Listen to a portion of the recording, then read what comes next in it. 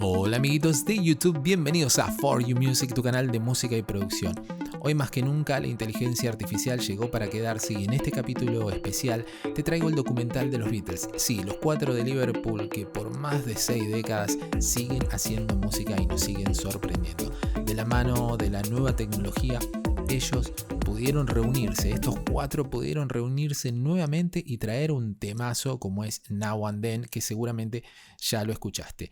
Más allá que te guste o no te guste, seas productor del género y estilo y lo que quieras hacer, tenés que ver este documental porque está bueno como ellos aprendieron a trabajar durante muchísimo tiempo, cómo descubrieron su manera de trabajar, cómo dejaron que maduraran los procesos.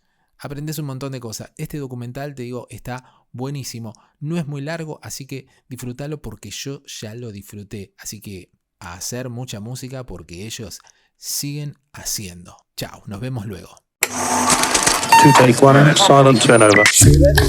What we're doing is we're on 1, 2, 3, Which key is it in, really? Ringo. Yours is tuned up. John, I'm ready to sing it for the world.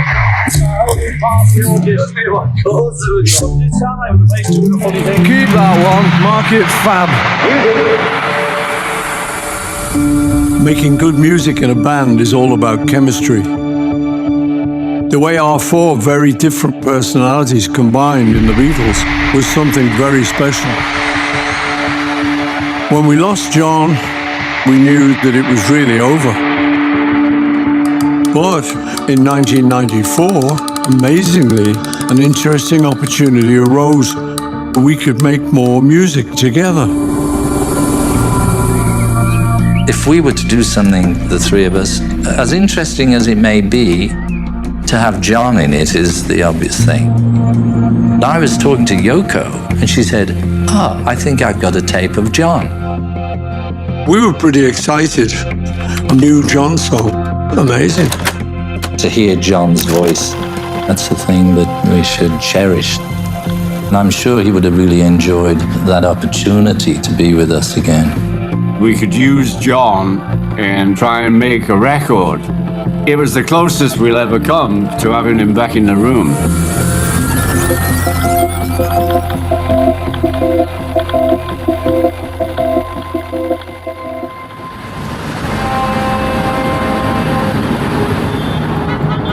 I do remember living at the Dakota with Dad and Mom. There's this impression that my dad stopped doing music for a while to raise me, which I think is partially true in terms of him not touring and not fulfilling any major record label obligations. But he was always playing music around the house. He was always making demos, and I do remember him recording into these tape cassette recorders. Mom had these handful of songs that my dad hadn't finished, and she gave them to the other Beatles.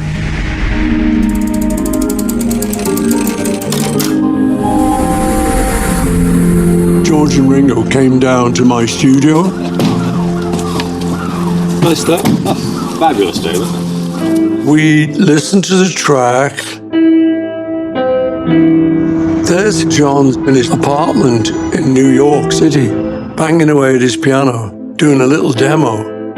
Is it something we shouldn't do? Every time I thought like that, I thought, wait a minute. Let's say I had a chance to ask John, hey John, would you like us to finish this last song of yours? I'm telling you, I know the answer would have been, yeah, he would have loved that. I know it's true. It's all because of you. It was very strange when we started that there's only 3 of us after all those years and all that life. John, really? You want to put the kettle on?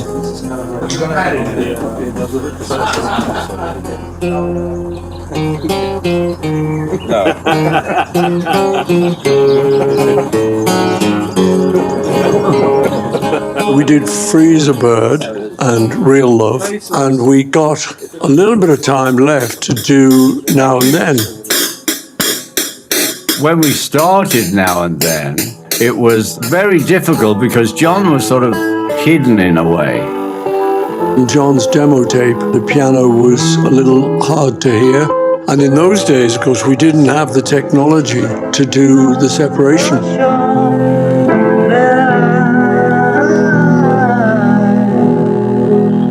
That's computer stuff. I was telling you a year ago, Jeff was doing this thing on his computer, but it opens up a whole other kettle of fish. But will it open another year of work?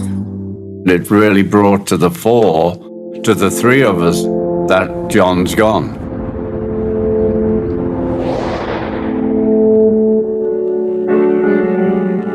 Every time we wanted a little bit more of John's voice, this piano came through and clouded the picture. I think we kind of ran out of steam a bit and time, and it was like, well, I don't know, maybe we'll leave this one.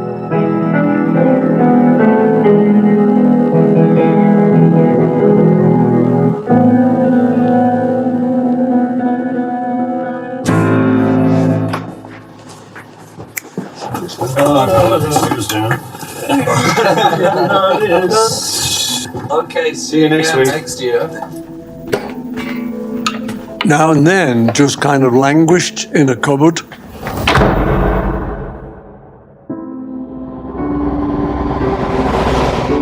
And then in 2001, we lost George, which kind of took the wind out of our sails. It took almost a quarter of a century for us to wait until the right moment to tackle Now and Then again.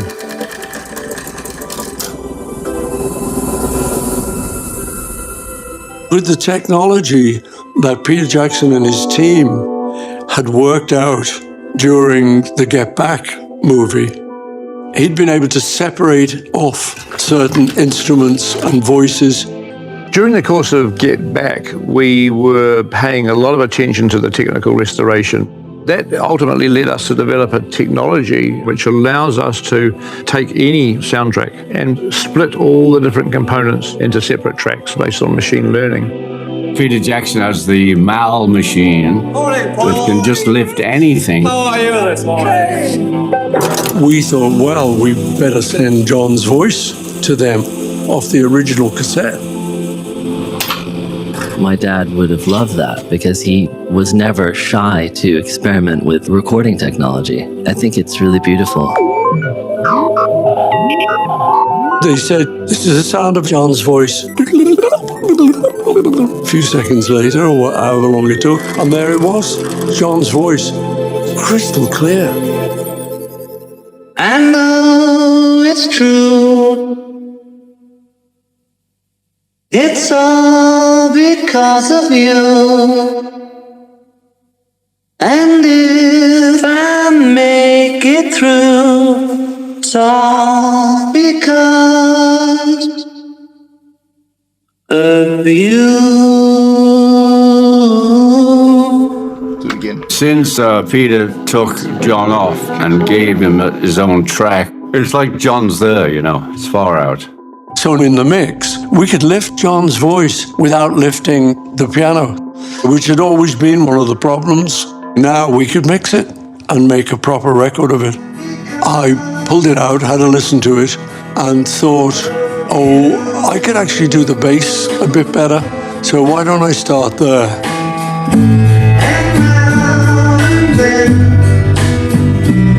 Paul called me up and said he'd like to work on Now and Then. What do you think? I think it's great. So he put the bass on, he sent the files to me, I put the drums on.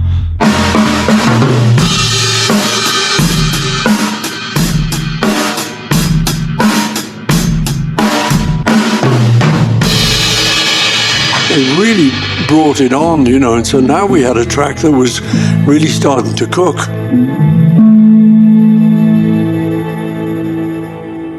I've been vaguely thinking strings might be a good thing. The Beatles did lots of string things, Strawberry Fields, Yesterday, I'm the Walrus. We we wanted to go to Capitol Studios because that had been EMI and it was sort of Beatley. Giles worked up an arrangement like Giles's dad would have done in the old days.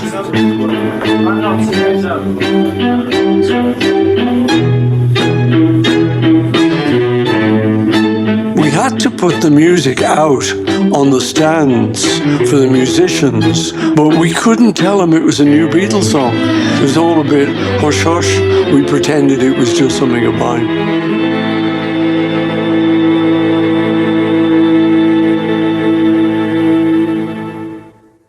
On the new record, there's a guitar solo.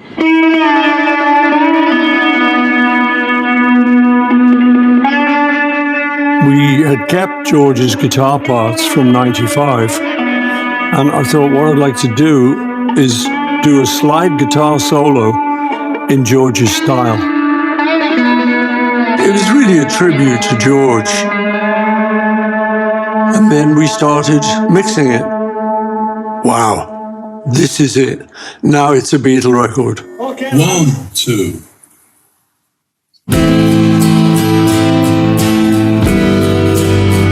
It was incredibly touching to hear them working together after all the years that my dad had been gone. I know it's true. It's the last song that my dad and Paul and George and Ringo will get to make together. And if I make it through, it's all because of you. Those memories come flooding back. My God, how lucky was I to have those men in my life and to work with those men so intimately and to come up with such a body of music. To still be working on Beatles music in 2023, wow. We're actually messing around with state-of-the-art technology, which is something the Beatles would have been very interested in. Now and then, it's probably like the last Beatles song, and we've all played on it, so it is a genuine Beatle recording.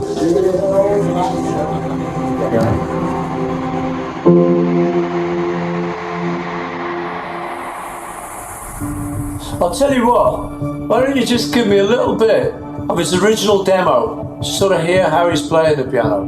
That part could be played on like another thing. Bring up play on this drum. Okay. Yeah, tune tom-toms. Yeah. We'll come in after this. Yeah, and I'm thinking verse 3 could be like the intro again, you know. Start again. When are we ever going to get to sleep? Now, that's a good question. No rest for the wicked. D-I-N, son. Do it now.